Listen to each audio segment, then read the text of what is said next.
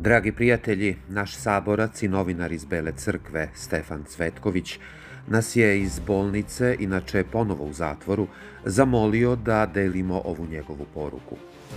Posle bezmalo 1,5 dana, blago je reći pravnog silovanja mene i meni bliskih ljudi, posle 1 dana i 2 meseca provedenih u pritvoru u centralnom zatvoru po presudi koju je ukinuo Apelacioni sud u Beogradu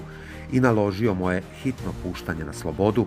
na kojoj sam proveo 10-ak dana, jer su brže bolje požurili da me osude na još 9 meseci po nekoj drugoj izmišljenoj prijavi, koja je samo jedna od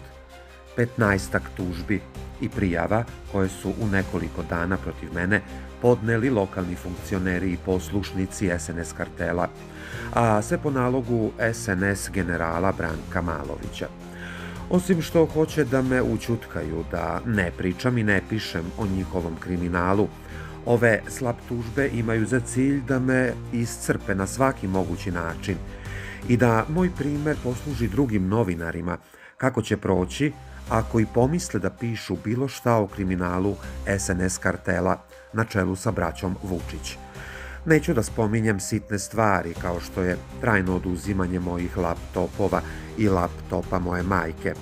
oduzimanje 3 automobila na nekoliko meseci, od kojih je jedan automobil moje majke koja je onkološki bolesnik.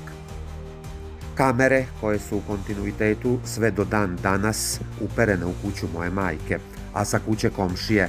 Krička, opet po nalogu SNS kartela, praćenje mene i meni bliskih ljudi, pretresa kuća i još mali milion stvari i pritisaka koje sam doživeo i preživeo u ovih 1,5 dana. Sve ovo, hteo ne hteo, uticalo je na mene i pre nekoliko dana sam u pančevačkom zatvoru preživeo infarkt, nakon kojeg sam prebačen u Beograd na intervenciju, pa je ipak iz nekog razloga odlučeno da me vrate u pančevačku bolnicu, gde trenutno vezan za krevet čekam da mi se ugradi bajpas.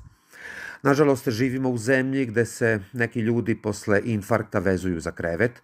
a opet neki drugi ljudi koji se razboljevaju po potrebi naručuju piće iz bolničkog pritvora, na suđenje idu bez lisica i sve ovo se više i ne krije.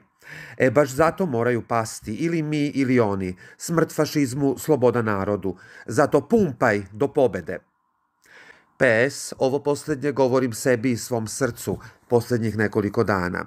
Vidimo se ako preživim. Ako ne preživim ili se nešto loše dogodi meni ili meni bliskim ljudima, odgovoran je SNS kartel na čelu sa braćom Vučić i njihovim jahačima apokalipse.